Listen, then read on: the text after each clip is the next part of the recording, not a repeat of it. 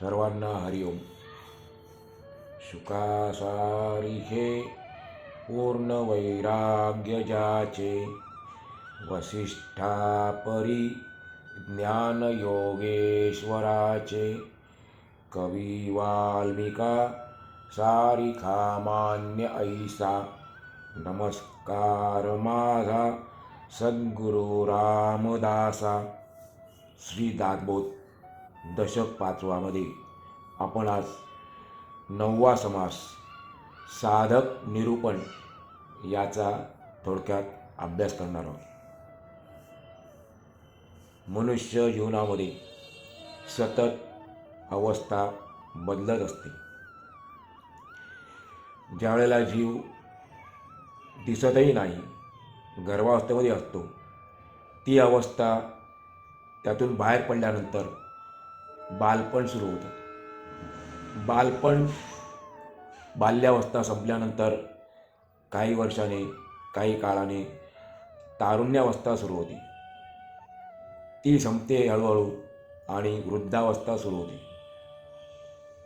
या तिन्ही अवस्थेतून जाताना आपण समर्थांनी सांगितलेल्या कोणत्या अवस्थेमध्ये आहोत याचा विचार केला पाहिजे. मग त्या अवस्था कोणत्या आहेत? 4 अवस्था आहेत. समर्थांनी आपल्याला सांगितलेल्या आहेत 4 अवस्था. त्यातली पहिली आहे बद्ध अवस्था, दुसरी आहे मुमुक्षु अवस्था, तिसरी आहे साधक अवस्था आणि चौथी आहे सिद्ध अवस्था. मग या 4 अवस्थेमध्ये आपण कोणत्या अवस्थेमध्ये आहोत याचा विचार करणं गरजेचं आहे.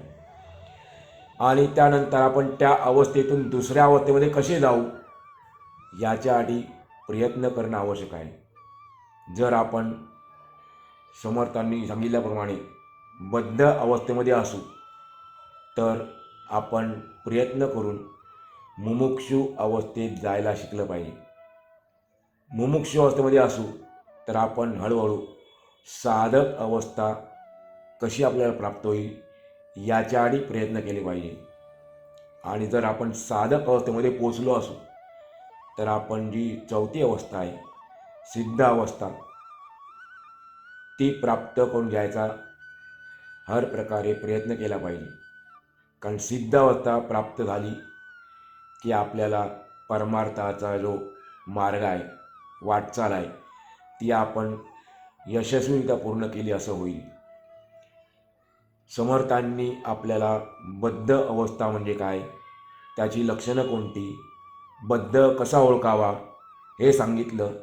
त्यानंतर सांगितलं मागच्या समासात मुमुक्षु कोणाला म्हणायचं, ती अवस्था कशी असते, मुमुक्षु माणसाला कसं ओळखायचं. आणि आज आपण जो शिकणार आहोत 9वा समास, त्यामध्ये आपल्याला समर्थ साधक अवस्थेचं निरूपण करतात. साधकाला कसं ओळखायचं, कोणाला म्हणायचं साधक ते सांगतात आपल्याला. खरं त्या शब्दाचाच अर्थ आहे. साधक म्हणजे साधना करणारा. कचा अर्थ होतो करणारा, त्यामुळे साधकचा अर्थ आला साधना करणारा. श्री समर्थांनी मुमुक्षूची लक्षणे सांगताना सत्संगतीवर भर दिला आहे. जर आपण 2 दिवसावर शिकलेलं आठवण्याचा प्रयत्न केला तर आपल्या लक्षात येईल की मुमुक्षूची लक्षणे सांगताना समर्थांनी सत्संगतीवर, संतांच्या संगतीवर भर दिला आहे. त्याचे कारण असे की प्रापंचिक दुःखाचा चटका बसून संसाराची अपूर्णता जाणवली की मुमुक्षुपणाला सुरुवात होते. त्यातूनच स्वतःच्याही अपूर्णतेची जाणीव होते. पहिली गोष्ट, आपल्याला हा संसार अपूर्ण आहे. किती आपण प्रयत्न केला पूर्ण करण्याचा तरी तो होणार नाही, कारण एक मात्र परब्रह्मच पूर्ण आहे. आणि म्हणून वेदातला आपल्याला श्लोक माहिती होईल, ओम पूर्णमदा पूर्णमिदं पूर्णात् पूर्णमुदच्यते पूर्णस्य पूर्णमादाय पूर्णमेवावशिष्यते. एकमेव ब्रह्मच पूर्ण आहे आणि संसार अपूर्ण आहे. ज्यावेळेला आपल्याला या संसाराची अपूर्णता जाणवेल त्यावेळेला मुमुक्षुपणाला सुरुवात होईल आणि त्यावेळेलाच आपल्याला आपण स्वतःही अपूर्ण आहोत याची देखील जाणीव होते. कारण प्रत्येक जीव अपूर्ण आहे, फक्त आत्ता सांगितलं तसं शिवच पूर्ण आहे. आणि आपली अपूर्णतेची जाणीव म्हणजे काय? आपले दोष आपल्याला स्पष्टपणे जाणवू लागतात. आपण जीवनामध्ये जी ध्येय ठेवली होती, काही आपल्या आकांक्षा होत्या, त्या आपल्यालाच फोल वाटू लागतात. अशा वेळी आत्मज्ञानाचे ध्येय निश्चित होण्यासाठी आत्मज्ञानी पुरुषाची भेट होणे आवश्यक असते. म्हणून मुमुक्षू माणसाला संत संगतीची तहान लागते. सत्संगतीमुळे सर्वात प्रथम आत्मज्ञानाचे ध्येय निश्चित होते. प्रपंचामध्ये आपण किती ध्येय केली, तिथपर्यंत जाण्याचा प्रयत्न केला, आपल्याला कधी जाताही येईल, परंतु ती पण अपूर्णच असतात. आणि म्हणून आत्मज्ञानाचे ध्येय निश्चित होण्यासाठी संत संगतीची आवश्यकता असते. नंतर ते ध्येय गाठण्याचा मार्ग आपल्याला संतांच्या उपदेशामुळे निश्चितपणे समजतो. या मार्गात राहण्याचा अभ्यास जो करतो त्याला साधक म्हणतात. आत्मज्ञानाच्या ध्येयापर्यंत नेण्याचा जो मार्ग आहे, तो मार्ग चालण्यासाठी जो प्रयत्न करतो, त्या मार्गात राहण्याचा अभ्यास करतो, त्याला साधक म्हणतात. साधकाने संतांजवळ अनुसंधानाची विद्या शिकायची असते. भगवंताशी आपलं अनुसंधान कसं साधलं जाईल ही विद्या आहे आणि ती विद्या संतांजवळ शिकायची असते. मी देहच आहे या भावनेत राहणारा साधक मी आत्माच आहे या भावनेत राहण्याचा अभ्यास करीत राहतो. हेच साधकाच्या संपूर्ण साधनेचे मर्म आहे. सोपी गोष्ट आहे. आपण जो मी देह आहे असं म्हणतो, ती भावना निघून गेली पाहिजे आणि मी आत्माच आहे या भावनेत राहण्याचा अभ्यास केला पाहिजे. त्यासाठी देहाचे अनुसंधान बाजूला सारून आत्मस्वरूपाचे अनुसंधान ठेवण्याची युक्ती साधणे हे साधकाच्या संपूर्ण साधनेचे मर्म आहे. ही युक्ती वश होण्यासाठी पूर्वीच्या आवडीनिवडी, आचार विचार बदलून नवीन स्वस्वरूपाला अनुकूल आवडीनिवडी व आचार विचार अंगी बाणावे लागतात. देहावर आणि दृश्यावर म्हणजे दृश्य जगतावर सहजपणे राहणाऱ्या मनाला सतत अभ्यासाने आत्म्यापाशी किंवा स्वस्वरूपापाशी ठेवण्यासाठी अखंड धारणा करावी लागते. इंद्रियांमध्ये गुंतलेले मन एकवटून किंवा गोळा करून त्याला हृदय कमलात घट्ट धरून ठेवण्याचा नित्य प्रयत्न केला की धारणा साधते. आणि ज्याला अशा प्रकारे धारणा साधली त्याला साधक समजावे. आपल्या अवगुणांचा म्हणजे दुर्गुणांचा त्याग करून ज्याने संत संग धरला तो साधक.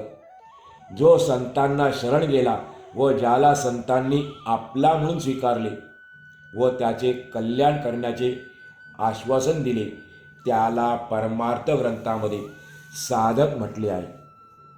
संतांना शरण गेल्यानंतर आपलं काम झालं असं नाही, तर संतांनी आपल्याला आपला म्हणून स्वीकारलं पाहिजे आणि त्यानंतर आपले कल्याण करण्याचे आश्वासन दिले तर मग आपल्याला पुढे मार्ग सोपा जातो. संतांनी आत्मज्ञानाचा उपदेश केल्याने आपल्याला आता संसाराचे बंधन नाही हे ज्याला खरोखर पटले, ते ज्ञान स्थिर होण्यासाठी जो साधना करतो त्याला साधक म्हणतात. साधकाची लक्षणं आपण नीट ऐकायची आहे, आपल्याला तिथपर्यंत पोचायचं आहे हळूहळू.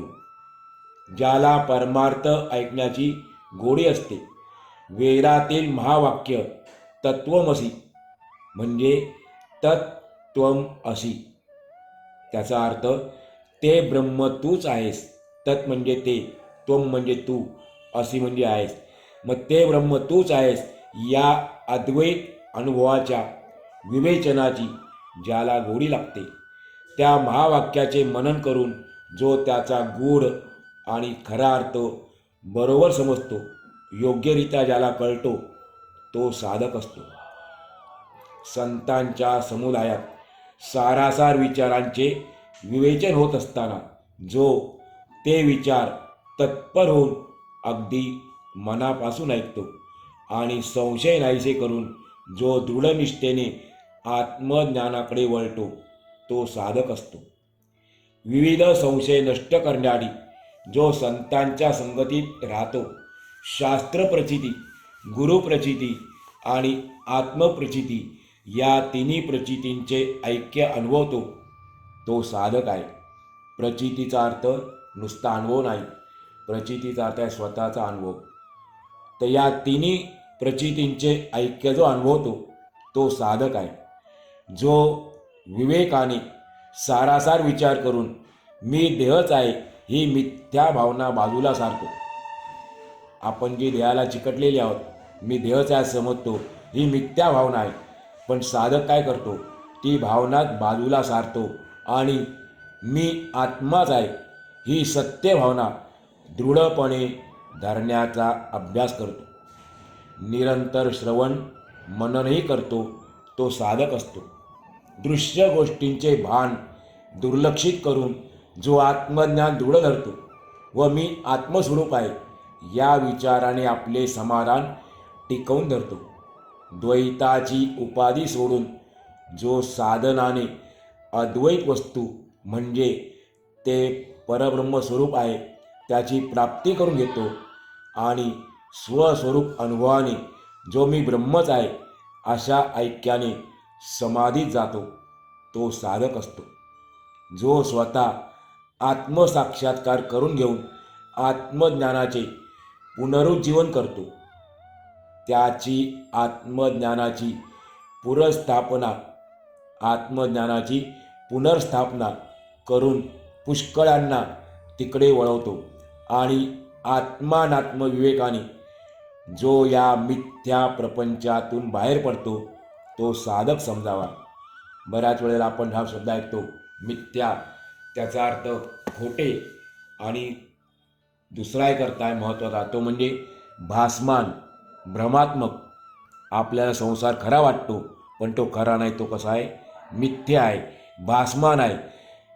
मागे आपण ऐकलेलं आहे, स्वप्न जे आपल्याला खरं वाटतं, आपण झोपेला आहे तोपर्यंत, नंतर आपल्याला तो मला भास झाला होता, ते खोटा आहे.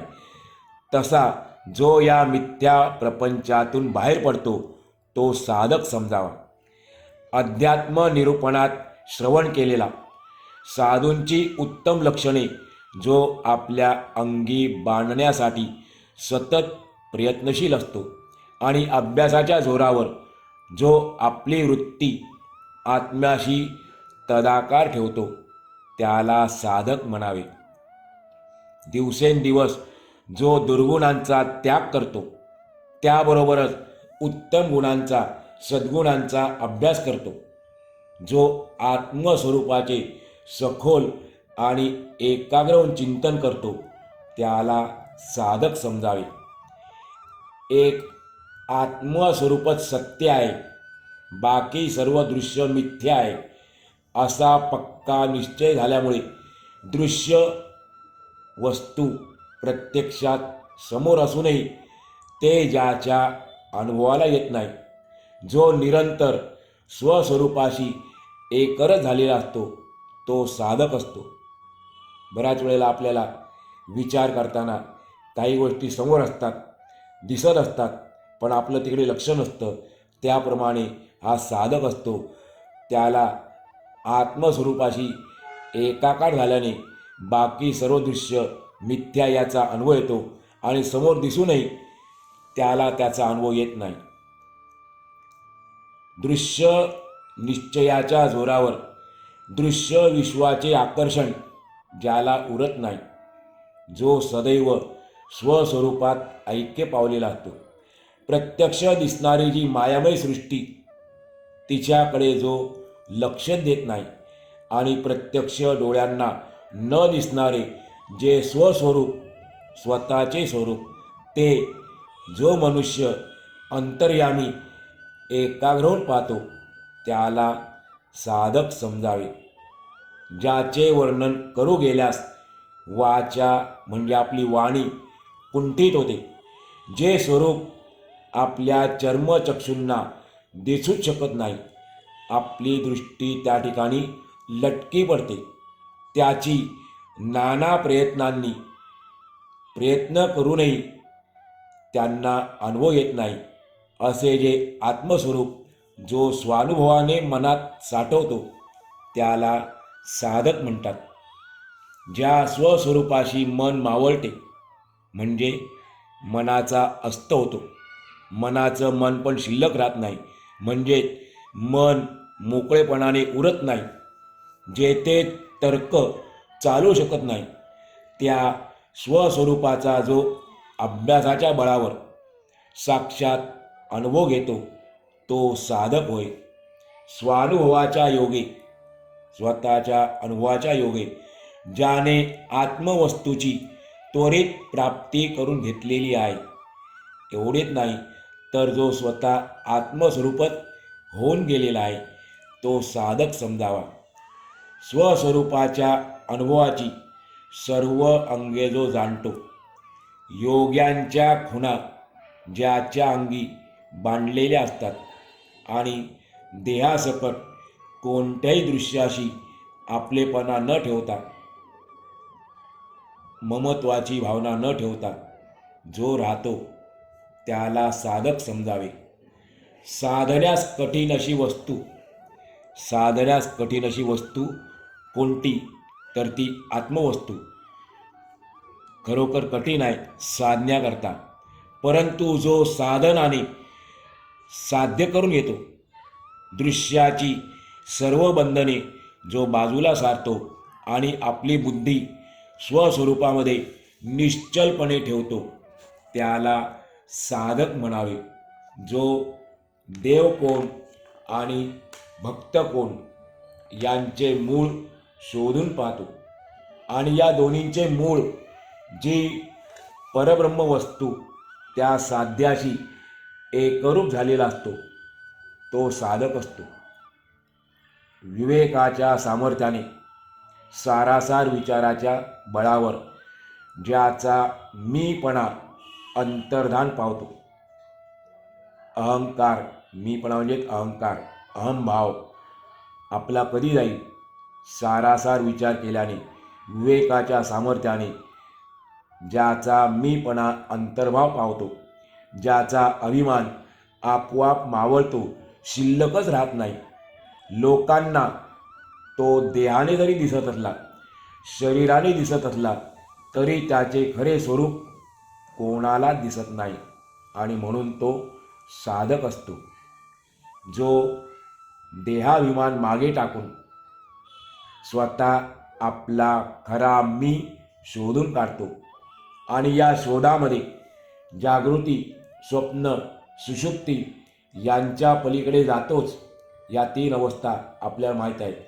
जागृती म्हणजे आता जी आहे ती, स्वप्नावस्था झोपेमधली, सुषुप्ती म्हणजे जागृतीही नाही आणि स्वप्नही नाही अशी मधली अवस्था सुषुप्ती, यांच्या पलीकडे जातो. पण तुर्येच्या सुद्धा पलीकडे जातो. चौथी अवस्था आहे तुर्यावस्था, त्याच्याही तो पलीकडे जातो. मी फक्त द्रष्टा असून, द्रष्टा म्हणजे पाहणारा, बघणारा, मी फक्त द्रष्टा असून सर्व दृश्याचा साक्षी आहे हे देखील ज्याचे सुटलेले असते, हे देखील ज्याच्या भूमिकेतून सुटलेले असते तो साधक असतो. पुढे पुढे मनाचे ऐक्य झाल्यावर स्वस्वरूपाचा अनुभव आला की आपल्यालाच खऱ्या अर्थाने अखंड भेट होते. आत्मज्ञान, आत्मस्वरूप, ब्रह्मस्वरूप म्हणजे काय? आपल्याला खऱ्या अर्थाने भेट होणे, आपल्याला खऱ्या अर्थाने ओळख होणे, याचंच नाव तर स्वस्वरूपाचा अनुभव, आत्मज्ञान, आत्मस्वरूप, ब्रह्मस्वरूप. आणि अशी अखंड स्वरूप स्थिती ज्याची कायम टिकून राहते त्याला साधक म्हणावे. ज्याने द्वैताचा संबंध कायमस्वरूपी तोडून टाकलेला असतो. अज्ञानामुळे भासणारा विश्वाचा आभास ज्याने नष्ट केलेला असतो आणि देहात असूनही जो विधेयी असतो त्याला साधक म्हणतात. देहात असूनही विधेयी म्हणजे शरीर तर आहे, पण शरीरात असूनही शरीरांच्या विकारांपासून दोषांपासून तो दूर असतो. देहभानावर नसतो. तो देहात असतो पण देहभानावर नसतो. त्याला साधक म्हणतात. ज्याची स्वरूपस्थिती अखंड असते, ज्याचा देहाहंकार नष्ट झालेला असतो आणि ज्याचे सर्व संदेह नष्ट झालेले असतात, त्याला साधक म्हणावे. पंचमहाभूतांनी विणलेला हा प्रचंड विस्तार. हे जग म्हणजे काय? विश्व म्हणजे काय? पंचमहाभूतांनी विणलेला हा प्रचंड विस्तार आहे. विश्वाची निर्मिती या पंच महाभूतांपासून झालेली आहे आणि त्यापासूनच बाकी सर्व विश्व जग निर्माण झालेलं आहे. जगातले प्राणी मात्र सर्व या पंचभूतांपासून निर्माण झालेले आहेत. पृथ्वी, आप, तेज, वायू आणि आकाश ही पंचमहाभूत आपल्याला माहीत आहेत. त्यामुळे तर सर्व विश्व निर्माण झालं आणि हा पसारा निर्माण झाला. पण हा प्रचंड विस्तार ज्याला एखाद्या स्वप्नाप्रमाणे खोटा वाटतो आणि निर्गुण निराकार परब्रह्म तेवढेच खरे आहे असा ज्याचा दृढ निश्चय होतो, समर्थ सांगतात, तो साधक असतो. आत्मस्वरूप अदृश्य आणि अत्यंत सूक्ष्म आहे. आपल्याला ब्रह्मरूप होता येत नाही. आत्मस्वरूपाची ओळख पटत नाही. याचं कारण काय? ती गोष्ट अत्यंत अदृश्य आहे आणि अतिशय सूक्ष्म आहे. तर आपल्या देहासकट सर्व काही दृश्य आणि स्थूल आहे. आपला देह आपण बघू शकतो, इतर सर्व चराचर विश्व आपण बघू शकतो. कारण का? की ते स्थूल आहे आणि दृश्य आहे. पण निरंतर अभ्यासाच्या योगाने जो हे सगळे दृश्य बाजूला सारून, आपल्या देहासकट सर्व दृश्य बाजूला सारून स्वस्वरूपाशी लिगटतो, एकरूप होतो, तो साधक असतो. दृश्य जगत खरे आहे असे समजून त्यात चिकटण्याची अनेक जन्माची सवय मोडून काढणे काही सोपे नाही. समर्थ किती महत्त्वाची गोष्ट सांगतात.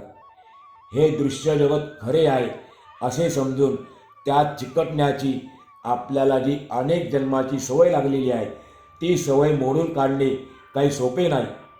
आणि त्याचप्रमाणे अदृश्य आत्मस्वरूपात सतत चिकटून राहण्याची सवय लावून घेणे ही देखील काही सोपी गोष्ट नाही. पण या दोन्ही अवघड सवयी निश्चयाने, धैर्याने, चिकाटीने आणि सतत अभ्यासाने जो साध्य करून घेतो, तो साधक असतो.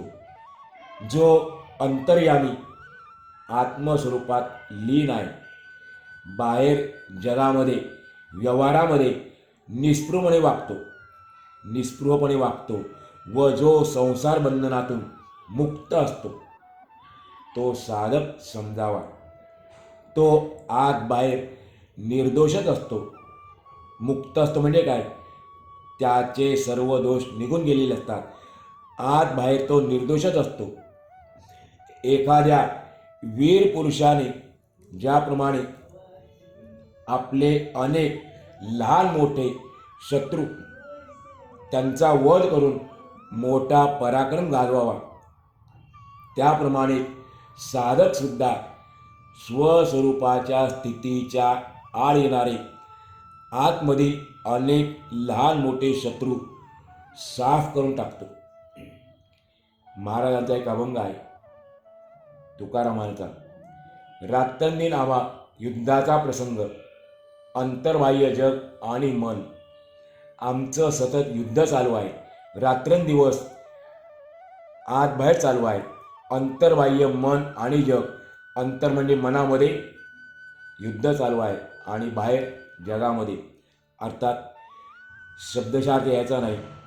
इथे सांगितल्याप्रमाणे आपले जे अंतःकरणातले विकाररूपी जे दोष असतील त्याच्याबरोबर युद्ध चालू आहे. असे लहान मोठे शत्रू मारून जो पुढे जातो, त्यांना साफ करतो, तो साधक असतो. सारांश, देहबुद्धीतून आत्मबुद्धी जाताना देहबुद्धी तिच्या प्रजेसकट समूळ नाहीशी करावी लागते. साधक कामवासनेच्या ताब्यातून सुटतो, तो क्रोधापासून लांब राहतो आणि मद मत्सर यांना आपल्या जीवनातून बाहेर फेकून देतो. अशी साधकाची अत्यंत महत्त्वाची लक्षणं स्वामीजी आपल्याला सांगतात आहेत. आज आपण या ठिकाणी आजचा पूर्ण करू आणि राहिलेले लक्षणं जी आहेत त्याचा आपण अभ्यास पुढच्या करूया.